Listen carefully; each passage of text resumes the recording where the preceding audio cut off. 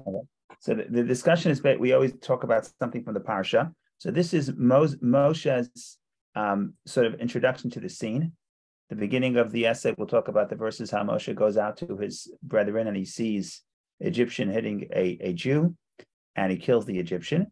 And then the next day he goes and he sees two Jews fighting and he tells one, why are you hitting the other? And the person says, oh, are you going to kill me like you killed the Egyptian? So that is the second story. And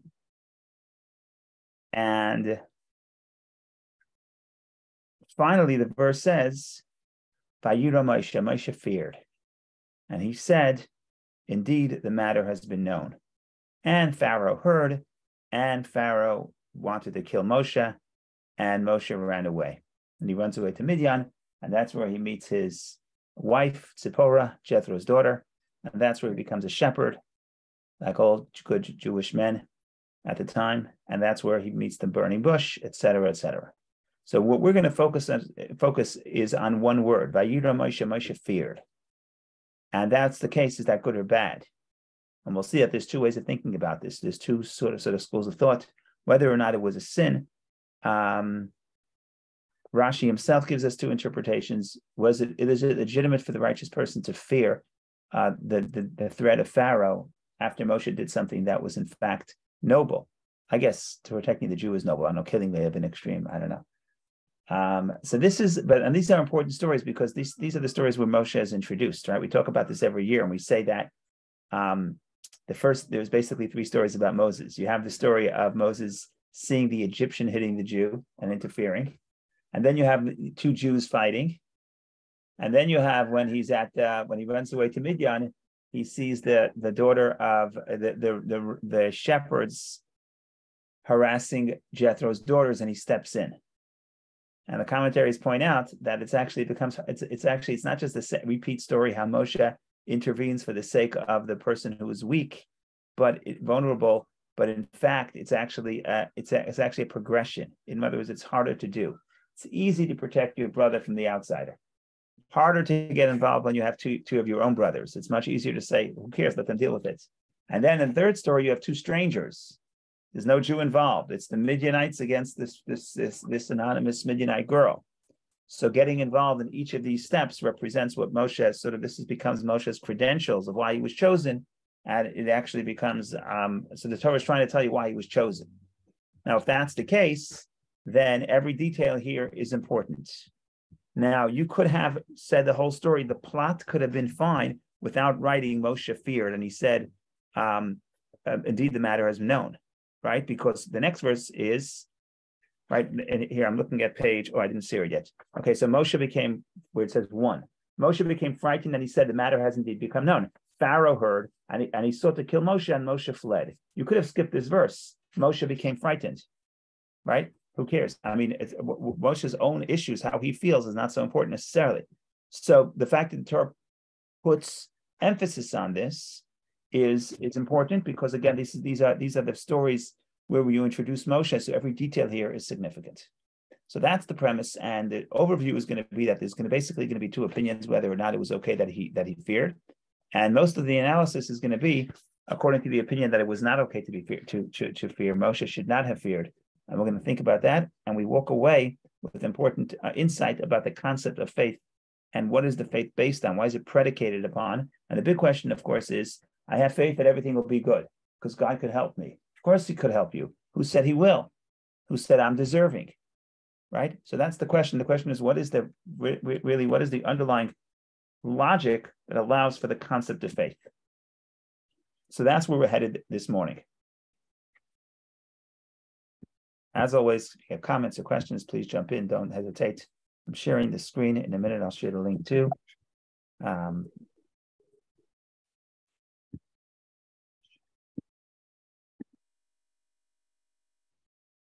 Okay, as always, when the Rebbe study Torah, we start with Rashi. And you see Rashi also, there's two interpretations. So I'm going to go straight. Let's read from the beginning. Why not? So the Torah first mentions Moshe's actions as an adult in the following narrative. And Moshe came to an age and went out to his brethren. He saw an Egyptian man beating one of his Hebrew brethren, and he smote the Egyptian. He went out on the next day and he saw two Hebrew men quarreling. He said to the wicked one, why are you hitting your fellow? The wicked one replied, do you intend to kill me like you killed the Egyptian? Moshe became frightened and he said, the matter has indeed become known. Pharaoh heard and he sought to kill Moshe, and Moshe fled. That's what's relevant for us right now. On the phrase that Moshe became frightened, Rashi comments. So there's two interpretations of Rashi. Now, when you study Rashi, you have to ask yourself, what was the question? What bothered Rashi? Rashi doesn't say. Rashi usually just gives the answer. But the question is, what is the question? So Rashi has two interpretations. The verse should be understood according to its plain meaning. That's interpretation number one. In Hebrew, you can get away with one word. 1, 2, 3, 4, 5, 6, 7, 8, 9, 10. Instead of 10 English words, you get one word in Hebrew. Kipshutai, simply. Pshat, simply. Moshe was afraid. Moshe feared. That's enough. Then Rashi says, alternatively, according to the Medrash, he was worried because he saw wicked informers among the Jewish people. He thought, if this is so, perhaps they are not worthy of being redeemed. Okay, so Rashi says it's not that he was afraid that he said people are going to hear that he killed somebody and he's going to get into trouble, which in fact actually did happen. That's not what he was worried about, according to the second interpretation of Rashi. According to the second interpretation of Rashi, he was worried about something altogether different. He was worried about, how do I know? He was worried, and he said, maybe now the Jewish people are not going to be worthy to be redeemed, and that was his worry. And why not? Because he sees that there are people willing to inform on him to other people, to Pharaoh, and that's what the worry. So before we even go into the analysis, the big debate doesn't seem big when you read it the first time, but if you think about it, what's at the heart of this discussion was Moshe afraid of Pharaoh? According to the first opinion, yes. According to the second opinion, the Medrash, no, that was not the subject of his fear. Subject of his fear was that he said maybe they're not worthy. By the way, without going into this right now, the theme of Moshe being worried about maybe the Jewish people are not worthy of being redeemed appears later in the parsha as well. Because later in the parsha, when Moshe is trying to when God is trying to convince Moshe to go speak to get the people out of Egypt and speak to the Jewish people first, Moshe says, "V'hein lo ya'aminu li," they're not going to believe me, and they're going to say God did not appear to you. And then God shows Moshe 3 signs. One of the signs is that his hands become covered in leprosy. He puts it into his chest and he takes it out and it's white. And what does that mean? There's all kinds of interpretations of what the significance of that is, but Rashi's interpretation is that's a punishment for speaking slander about the Jewish people. He says the people are not deserving it. We know in the Bible the punishment for slander is leprosy. So in any case, you see this is a theme that repeats itself according to the Medrash, that Moshe is worried. He's constantly worried. Are these people indeed or not? Are these people worthy of redemption or not? In any case, I think before we go any deeper, the big question between the difference between the first interpretation of Rashi and the second interpretation of Rashi is whether or not Moshe was afraid.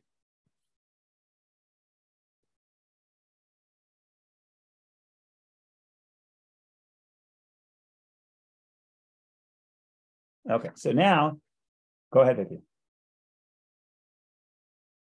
Well, I don't know if if the second interpretation will be explored later, but I had a question about the second one. Did Moshe know those people, first of all, or do we know those people, and how come he can come to conclusion by just seeing 2 people fighting? Okay, so you have a sample. It's not a scientific.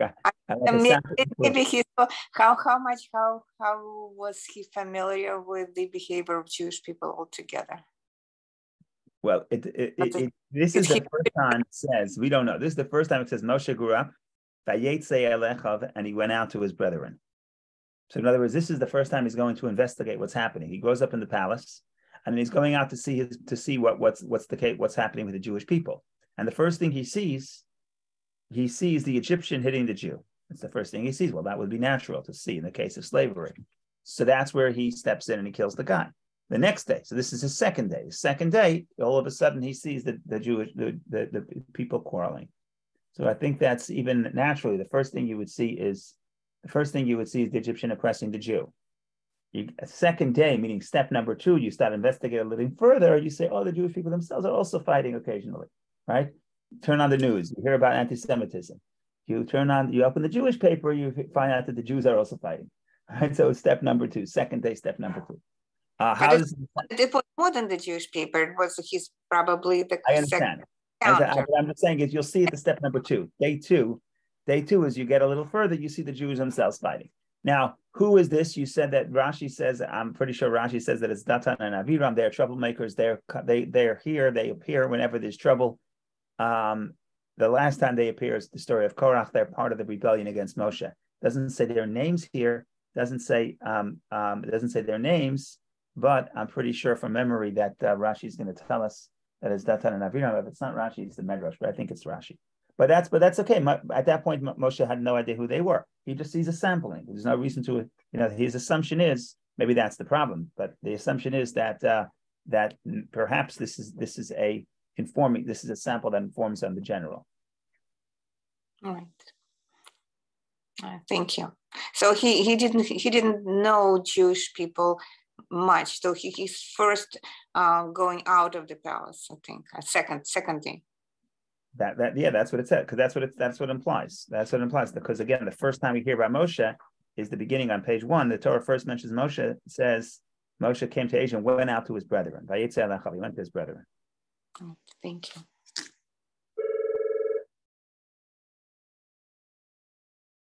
Okay, so the Rebbe is a little bit different than what I said. But what the Rebbe says is like this: why do you need the Medrash? Another thing when you do when you study Rashi, when you have 2 interpretations. The second interpretation is here because there's a flaw with the first interpretation. The first interpretation is not perfect. That's something that's a rule that we use when we study Rashi. Especially the second interpretation is a Medrash, because Rashi himself says, "I'm here to explain the simple meaning. I'm not here for Medrash." Although Rashi very often quotes Medrash, but then he says when he lays that rule in his commentary, he doesn't have an introduction, but in the commentary he says, "Ani lo bati, I only came for the simple meaning." And for the Medrash that helps us understand a simple meaning. In other words, sometimes there's a difficulty within the simple meaning and you need the Medrash to explain. Okay, so what's the question here? What's the problem with the first interpretation? Moshe feared. Okay, well, beautiful. What's the problem? Why do you need another interpretation?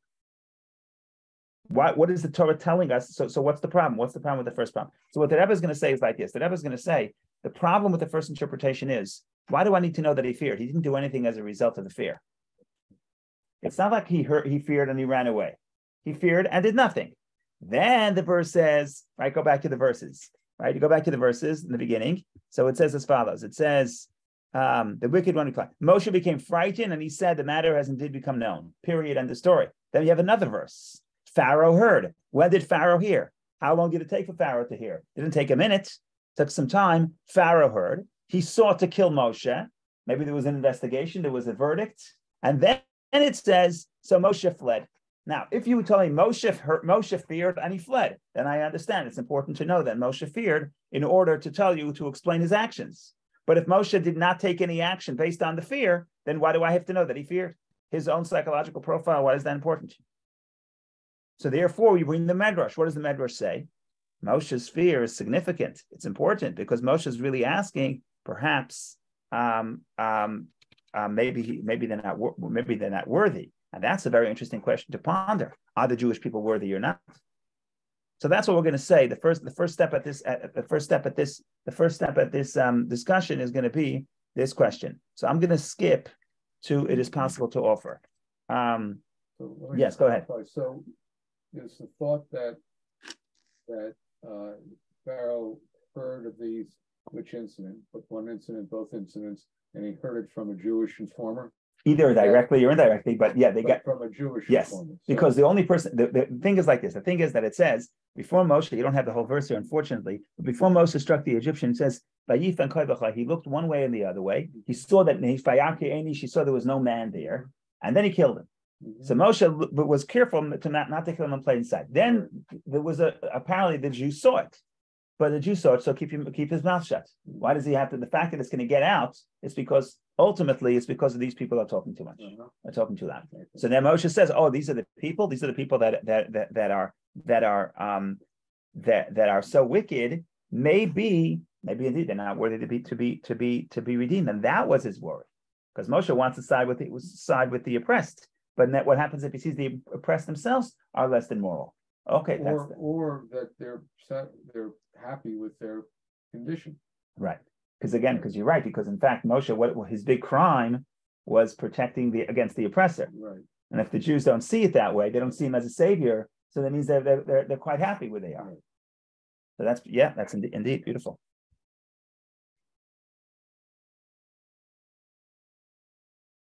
Okay, so I'm going, Warren, we have a little, they're not really numbered. I'm going to the top of the second page. It is possible to offer a plain resolution. Second side. So it's possible to offer a plain resolution to the above questions. Rashi was seeking to address a general difficulty raised by the verse, and Moshe became frightened, and he said, the matter has indeed become known. Why does the Torah mention this point? Why do you have to know that Moshe was afraid? After all, Moshe's fear did not lead to any immediate action, for he did not flee to Midian until after Pharaoh heard about the matter and sought to kill him. It probably took some time. I'm going to skip the brackets, the next two paragraphs. Nevertheless, no,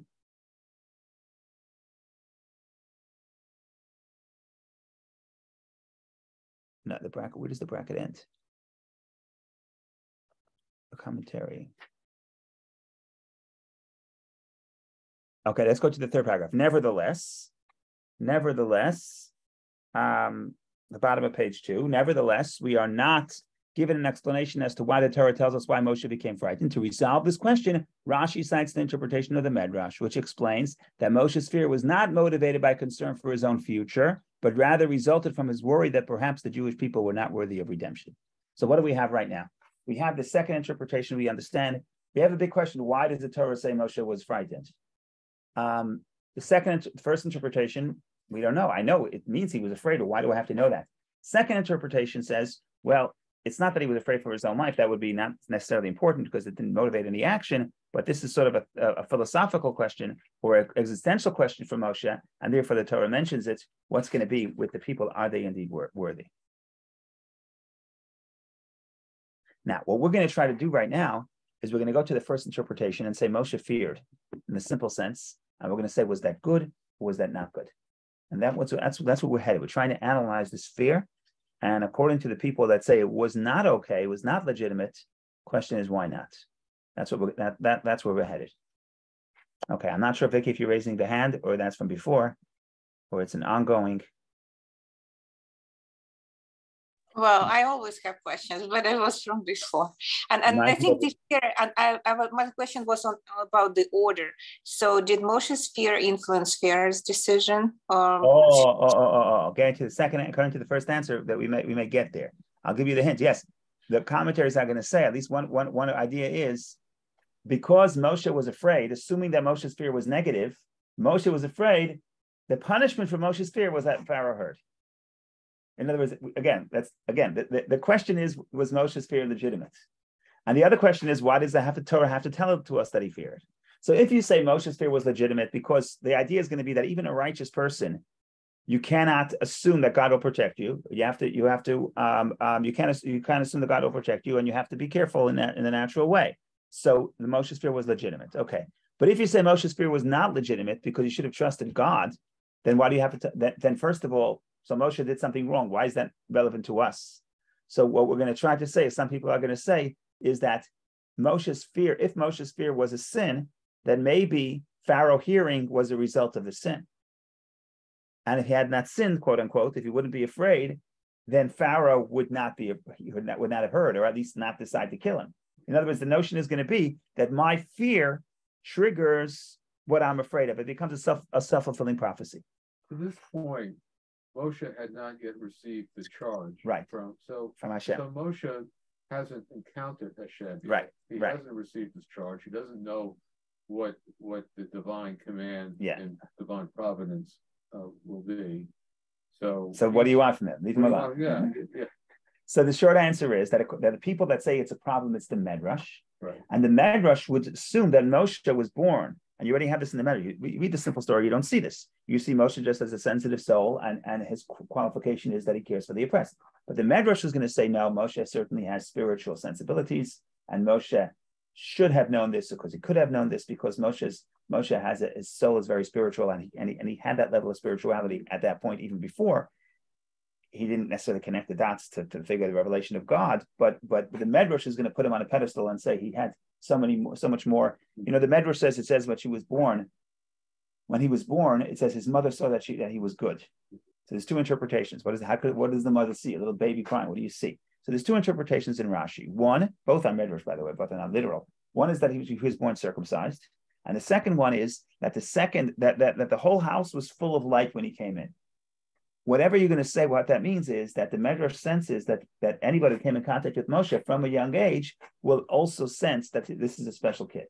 And therefore, we say more is demanded of Moshe. The Medrash actually says it also about the daughter of Pharaoh. It says, Vatera Oto, she saw him. Who's the him? You could say she saw the baby. Or you could say she saw the divine presence that was with him.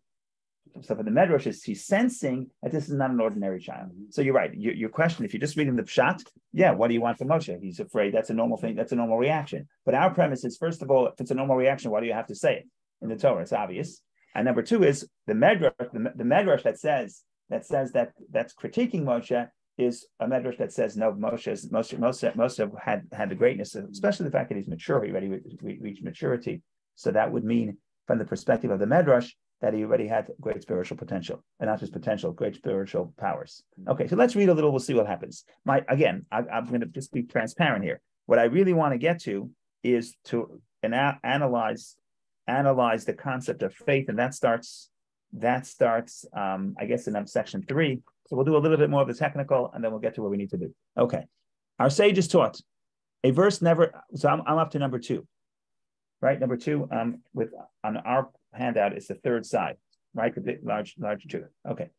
Our sages taught a verse never departs from its plain meaning. In other words, the second interpretation is the Medrash, but we also want to think about the first pshat. The first interpretation is Moshe was afraid. And Medrash is nice, but you always have to focus on the simple.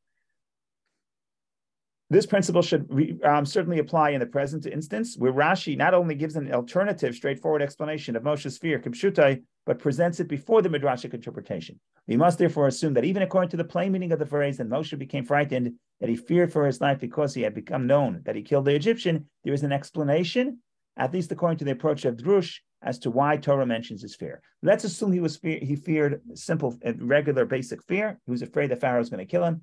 The question is, why do you have to say this if it didn't motivate any action? So now to understand this, we first have to preface something else. To understand the above, let us first cite the comments of the Medrash on the verse. And Yaakov became very frightened and he was distressed.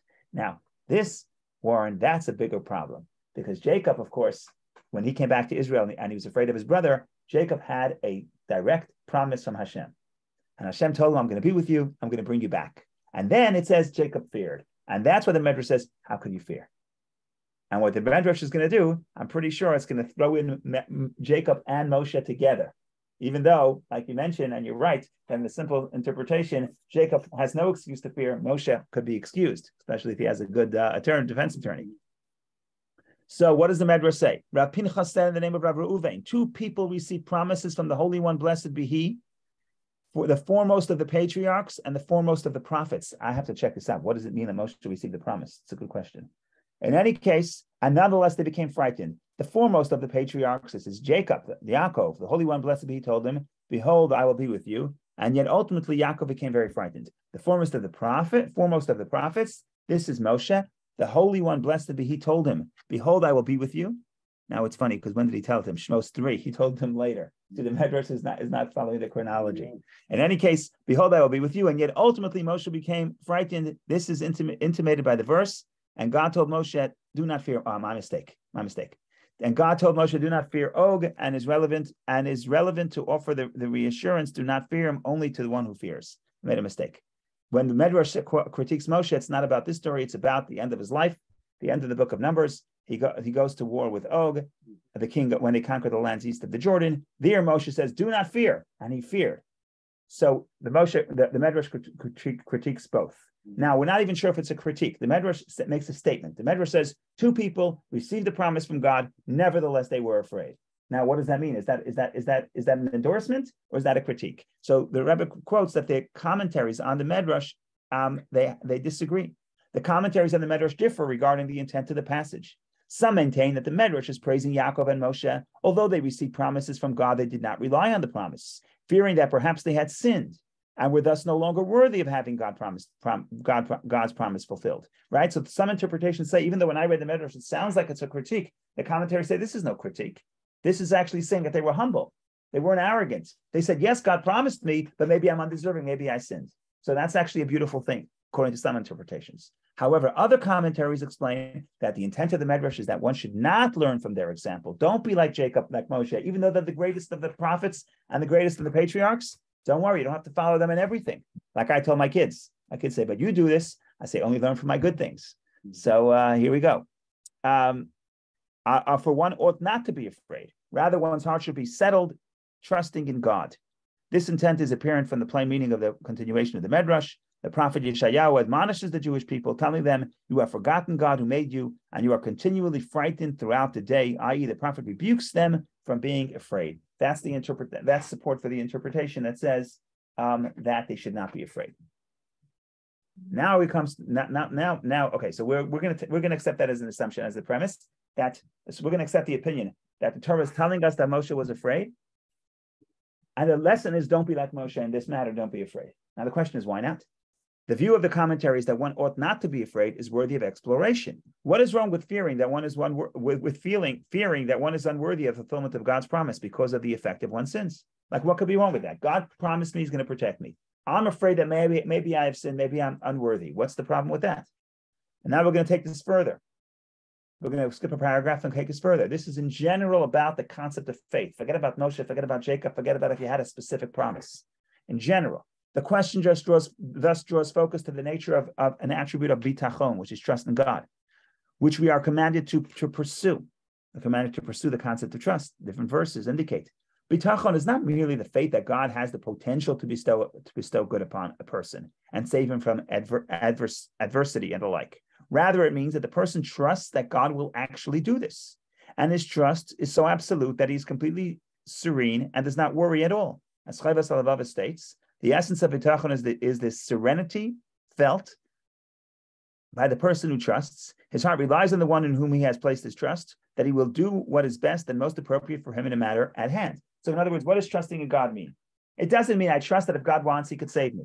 It doesn't mean that that He could save me. It means I trust that God is going to do everything good for me, and therefore, not that I have no action, but I'm completely calm. I'm in a state of serenity. The question is, what's the basis for this attitude? The grounds for such certainty require explanation. Even when a person has an explicit divine promise, it is possible that sin could cause the promise not to be fulfilled. This surely applies when there is no explicit promise. Moreover, the concern lest sin cause the promise not to be fulfilled is applicable to everyone, for there is no righteous man on earth who does only good and does not sin. So I can't say, well, me, I don't sin. No, everybody sins. So if everybody sins, even if I had a promise, how do I know it's going to be fulfilled? Certainly if I have no promise, so I say I trust God that everything will be fine. The question is, what is that trust based on? If even Yaakov, our patriarch, has this fear, it surely applies to others. So this is the big question. So we'll take Vicky's question, we'll take Elisa's question, and then we're going to try to offer an interpretation. We'll reject that, and then we'll give the final interpretation. The first interpretation that we tried to offer, I think I'm just going to say by heart due to the interest of time. But go ahead, Elisa. Not a question, but I just wanted to. There's been a request that all of the teaching on this is for the zechut of Henya Bas Bracha Devor Leah. Yes. So, yes, it's actually my friend's my classmate's wife who unfortunately drowned, and now she's on life support. But her family asked that we study this concept of faith because we want to analyze faith, and hopefully that will trigger the divine blessing. So thank you, Lisa. Thank you for that.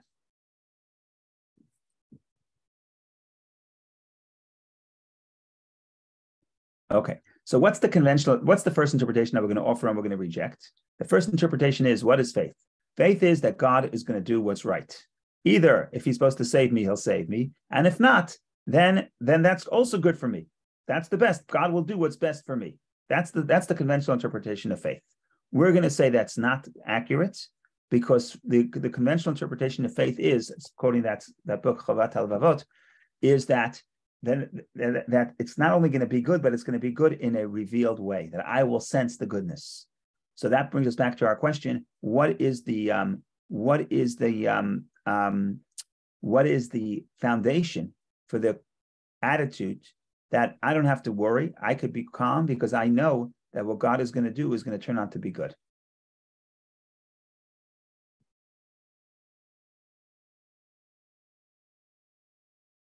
Now, some people would say, the Chovos HaLevavos, the book that we quoted earlier, says it's premised on God's kindness.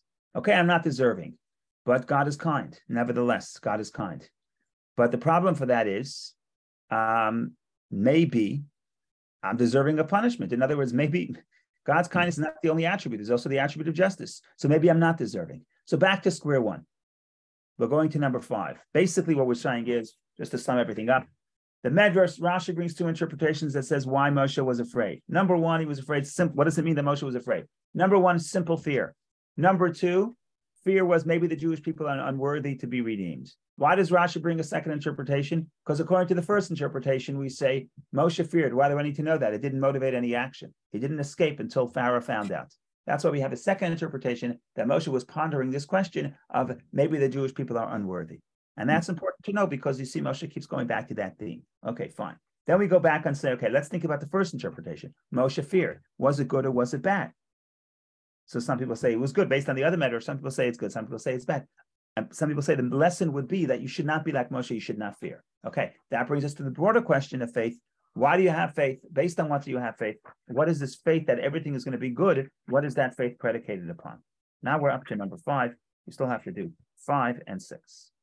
Now, this, what we're going to say here, is very interesting, revolutionary, a little bit easier said than done, but that's what happens. That's in general. The hard work is not the study. The hard work is the application. That's why you only study for an hour, 45 minutes, 50 minutes. Then you have the rest of the day to try to apply, in this case, the rest of our life, because it's heavy stuff. Okay, so we're going to go to the number 5.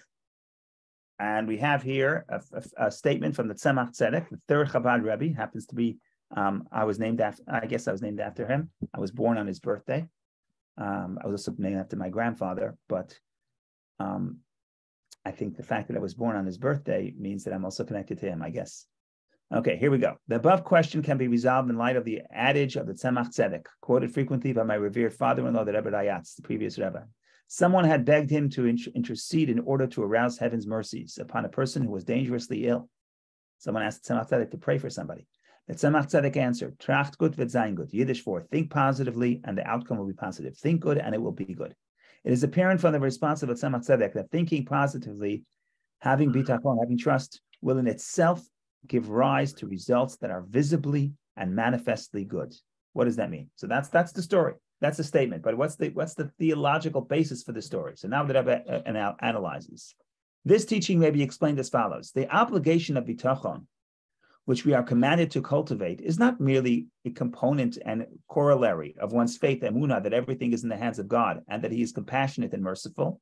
Such an obligation would not need to be stated separately. Rather, the obligation of bitachon is the avodah, service on its own, a separate path of divine service that motivates a person to rely and depend on God alone, to the extent that he casts his lot entirely upon Him, as it is written, cast your burden upon God, I depend on no other support in the world apart from God. It could be that this is what the author of the Chovat HaLevavot had in mind when he wrote that a person's bitachon should resemble that of a bondsman imprisoned in a dungeon who is dependent on the authority of his master. That prisoner's trust is directed only toward his master, to whom he is subordinate, and no man other than he can harm him or help him. It follows that our trust in God is such that our actual and material situation is of no consequence. Even if it is impossible for a person to be saved according to the natural order, he relies on God, who is not restricted by nature at all. This is the key coming up right now. This itself is the foundation for a person's trust that God will bestow visible and manifest good upon him, even if he is not worthy of His kindness. Meaning, for the definition of trust is not merely belief that because the kindness of God is utterly measureless and unlimited, and it can be extended to a person whether he is worthy or not, he will receive God's kindness without any effort on his own part. Were this to be true, the entire concept of reward and punishment would be nullified. Rather, bitachon involves labor and exertion with one's soul and is the effort and exertion that evokes God's kindness. When a person truly trusts God, in God alone, from the depths of his soul, to the extent that he has no worry at all, this very arousal of trust evokes a reciprocal response from above, granting him kindness, even when, without taking this trust into account, he would not be worthy of such kindness. What are we saying here simply? What we're saying here simply is as follows. What was the premise of the question? The question was, why do I assume that God is going to perform kindness for me? Maybe I'm not deserving. That was the premise. Maybe I said, maybe I'm undeserving. So what's the answer? The answer is, okay, let's assume I'm not deserving. I have no merit. There's no reason why I should receive this kindness. But if I perform the exertion and I serve God, and the service is that I cultivate trust, then that is the merit. What are you going to say? I have no merit? I have merit. What's the merit? The merit is the work that it takes to be calm and to trust God and not to let the panic overtake you. So that is the avodah, that's the service that makes me worthy of the actual blessing. So what's the question? The question is, I have sinned? Of course I have sinned, but I can solve that problem by performing the service of trust. So the premise was, maybe I'm not deserving. So you ask me, why do you trust? Based on what do you trust? I trust based on the trust. I trust that if I do the service and trust God, then that will elicit the merit of the blessing of the revealed good and revealed blessing. And now we're going to get to that in a second. What happened with Moshe? Now we understand why the Torah tells you that Moshe feared, because the Torah is telling you because he feared, that's why Pharaoh heard. Had he not feared, had he had the trust, maybe that would be the merit. He wouldn't have to run away. Well, who would he marry? That's another story, but that we'll have to worry about another time. So let's skip to 6. Let's skip to number 6 just to tie it all up, and then we'll see. Based on the above, it is possible to say that this is what is meant by the mention of Moshe's fear when he heard the fellow Jews say, do you intend to kill me like you killed the Egyptian? Again, one of the questions was why do you have to mention Moshe's fear? Seemingly, the fear had no result. It did not trigger any action on Moshe's part. So the answer is going to be, the verse seeks to teach this fundamental message with regard to the quality of bitachon, that it is bitachon, trust itself, that brings about God's salvation. The opposite is also true. When a person is not saved from distress, the reason is not his bitachon is lacking. Oh, that's strong words. I could have protected I could have elicited more divine blessing if I performed the service of trust.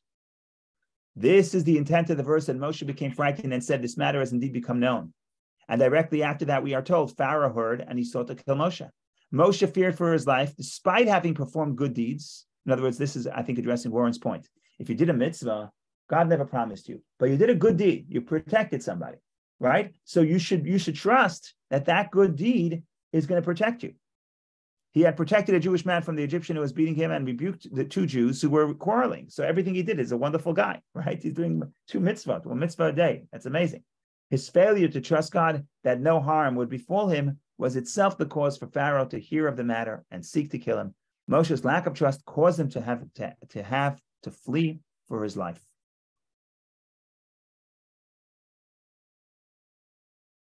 Now the Rebbe says in the brackets, not only did Moshe fear in the depths of his heart, which is hard to control, Moses also verbalized it.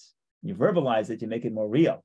So that's another problem. One might explain that this is the intent of the wording of the verse. And he said, Moshe said, and he thought, right? When I think some fear is one thing, but I verbalize the fear, that means it's actually overtaking me. Not only did Moshe think these thoughts within his heart, he also expressed them in speech. This increases the emphasis on his lack of bitachon, for in addition to having this apprehension in his mind, he verbalized it. Had he manifest complete bitachon in God and not worried at all about his circumstances, that the matter has indeed become known and could be discovered by Pharaoh, that itself would have caused the matter to have been forgotten and would have brought him visible and manifest good. Now the final 2 paragraphs. So we are on page, I guess it's after 6, so it ties up to 6. Last paragraph on the page. Right here, if you're looking for this one. Okay. I have the advantage that I can see the screen. But more than above, one can also derive a practical directive. When a person encounters obstacles and hindrances in his observance of the Torah and its mitzvot. He should realize that the elimination of those obstacles depends on him and on his conduct.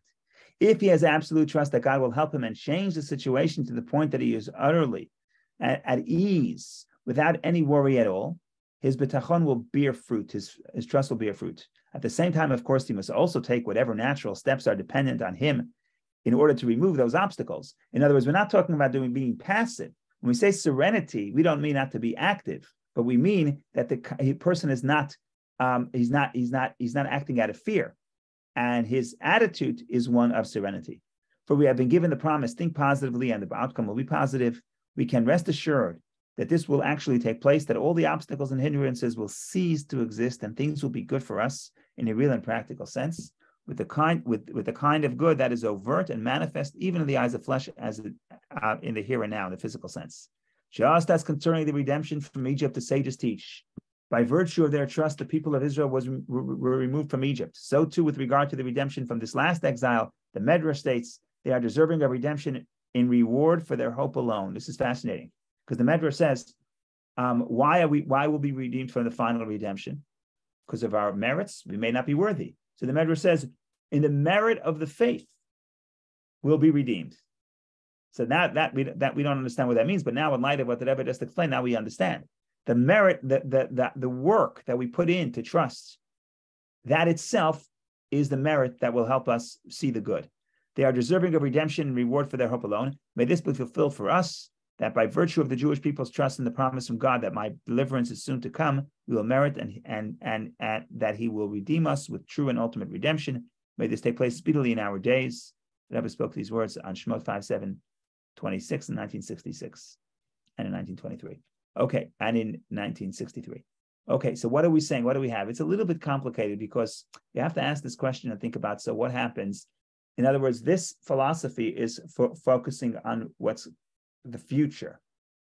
If something bad happened in the past, there we say the attitude is that everything God does is for the good, but that good may be concealed good. We may not be able to see how that's good.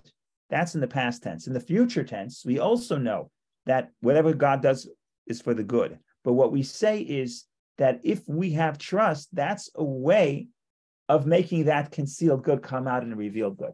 In other words, even if we were undeserving and there would be no reason for God to ensure that the concealed good is actually experienced as revealed good, then in the merit of the faith itself is what triggers it. Come full circle. Why does the Torah tell us that Moshe feared? If he didn't do anything, because the Torah is telling us Moshe feared. And if you fear, then Pharaoh's going to hear.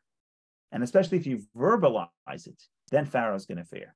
And I think even psychologically this is true, that when a person has fear, then many times that fear actually becomes self-fulfilling. I have a question. Yes. So we're talking about fear, but we're also talking about faith. When Moses fears that the Jewish people were not worthy of redemption, putting aside all the chronological issues, God has made a promise that the Jewish people will be redeemed. Right. He didn't say when. Correct. Now, but ultimately, if you say the Jewish people will not be worthy of redemption, that in a sense indicates a lack of faith in what in the divine promise. Yeah. Now, so that's one thing. But then if you go on and you consider the prophets, yeah, did the prophets ever express fear or that the Jews were not worthy of redemption in the sense that it's not going to happen because you're bad, or is it the other way around, that it will happen, but it will happen because you will ultimately have faith in God? So the prophets do a few things. The prophets never think it's not going to happen. Right. In fact, what they're doing is they're constantly discussing the imminent destruction, but when the destruction happens, and even before the destruction happens, they talk about the ultimate redemption. Mm-hmm. So they're never saying it's not going to happen. What they do say, Ezekiel especially, they say that God says that I'm going to force you to come back. In other words, that the prophecy, I'm going to rule over you with a strong hand. Right. In other words, implying that even if it says you shouldn't think that you can reject God as a king, because ultimately God will cause you to come back.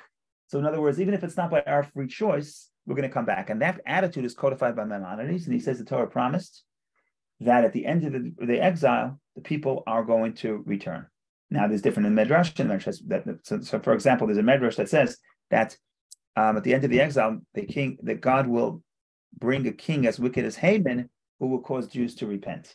So that could be the negative. Then there's other Medrashim that says to the contrary, it's the positive, right? That people will want to come back. But in any case, we're gonna say there's gonna be return. It may not be by the people's free choice. It could be because of God orchestrating it, either with the negative or with the positive.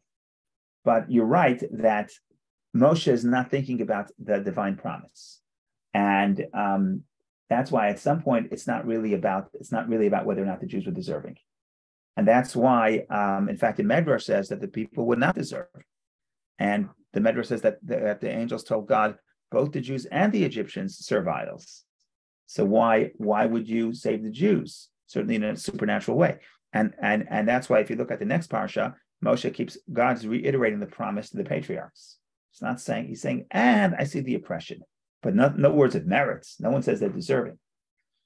But then you have something interesting that when it comes to the actual time of redemption, God wants the circumcision and the Jewish people to slaughter the Paschal offering. And Paschal offering has all kinds of strange laws. You put the blood on the doorposts. You have to roast it and not, God forbid, cook it. So what's the logic? So many people believe that what it's really doing is having the Jewish people reject the Egyptians because it's their deity. And then you put the blood on the door not to hide it. And then you actually roast it so everybody could smell it. You could smell it from miles away. If 600,000 people are smoking, are grilling, you're going to smell it. So the point here is that they took the act. It says that sort of they were naked without merit, and God says, okay, here's the merit, and based on this merit you leave. So it's multiple things happen. God wants the promise to be fulfilled, so he sort of gives them an opportunity to become worthy, even though naturally they're unworthy. So you see those things converging, and we say the same thing about the future redemption, that God will cause us to repent, either with the negative or the positive. But in any case, so that's something Moshe did not consider. I don't think he considered that. The idea that it's not about whether or not they are worthy. So in a sense, the prophets who came later, they're not greater prophets than Moses, but somehow they had, at least on this issue. Right. Well, Moshe himself has a turnaround. Moshe himself at the end of Deuteronomy, at the end of Leviticus, at the end of Deuteronomy, he basically says we're going to come back to God, and it's always this doesn't end. It's not conditional. But in the beginning of his career. So we're seeing an evolution in Moshe. Of Moshe. Yeah. Of Moshe. Yeah. Naturally, the concept that that there's merit of the ancestors, merit of the patriarchs, and it's not about just me, but it's me as part of a historic story. It's not me. I'm a continuation of the patriarchs, and I'm a bridge to the future. Right, looking at people not as just what's been before you, but as a part of a greater story. I mean, that's you have to think more abstractly for that, I think. Go ahead, Vicky, please.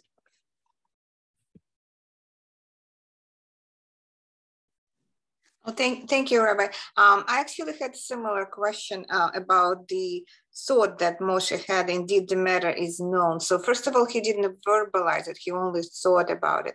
He said. At least it should say he said.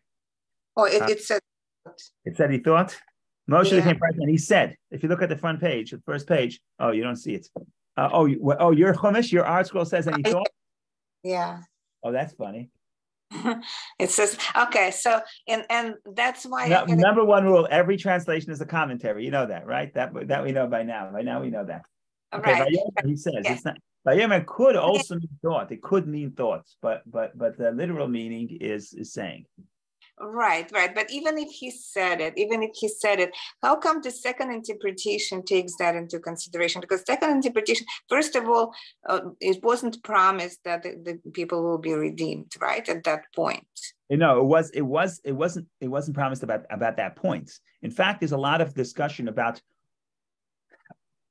because the promise is after 400 years, and it really was after 210 years. So there's generally two solutions to the problem. Solution number one is that it was 400 years, but we're just counting from the time of Isaac's birth, not the slavery, but Isaac's birth. That's one interpretation. That's sort of one genre. The other genre is to say that in fact God cut it short. Why did he cut it short? Either because the slavery that the Egyptians inflicted was excessive, so therefore the pain was more intense. So you could achieve the same goal over a smaller period of time. But then there's many other commentaries that say that no, God felt that if we stay for too long, we're going to be completely assimilated and completely invested in the unholiness. We're going to come to the point of no return. We won't be able to come back, and that's why he orchestrates, sends Moshe, etc., to shake things up. So in that sense, that's I think we're going back to Warren's point that they have a divine promise. People are not deserving, but those two have to converge at some point. And sometimes God will step in, give them mitzvot, cause them to do things that are sort of self-sacrifice, like slaughtering the animal, slaughtering the deity of the Egyptians. But the point here is because God has to step in, because on one hand we need them somewhat deserving, and the other hand we have the prophecy of the patriarchs, and if we do nothing, they may be drift too far. So God has to send it, sort of make the time shorter. So I'm just saying this because you mentioned that there's no promise. There's no promise for this necessarily time, at least according to this approach. But there is a promise already to the patriarchs that there's going to be an end. It's going to be an end. We have an end date. Right. Right. And so in that case, I think the concept of bitachon can be applied to both interpretations, although the second interpretation is questionable, because if the matter is become known is actually he said it, then it is not that he was concerned that people are not deserving. But the Rebbe doesn't say it. The Rebbe doesn't say it, but I would say that go ahead. On a broader sense, it can be applied to both. Yes. How so? I agree with you. How so? Because even if the people are not deserving, Moshe is afraid they're not deserving. Moshe says they're not deserving. Why? Because they're slander. They speak slander. Okay, let's assume they're not deserving. But if they have faith, then the faith itself is the merit. Now Moshe didn't understand that, so at least according to what we're saying, Moshe wasn't able to teach that because he himself wasn't able to experience that at that point in his evolution. Thank you. Beautiful. Okay, thank you. The main thing is that the serenity, the peace of mind, and it becomes even psychologically. If I'm frightened, then my choices are affected by that fear. If I have serenity and I have peace of mind, then what I do, I'll make better choices, and it will be a vessel for the divine blessing and bring down, make me meritorious, so I can be worthy of seeing not only the hidden good, which we are more than tired of the hidden good. Now we want some revealed good. So hopefully we'll be able to achieve that. Amen. Thank you. Okay, thank you, everybody. Have a wonderful day. Thank you. See you in good health. Thank you, Rabbi. Thank you.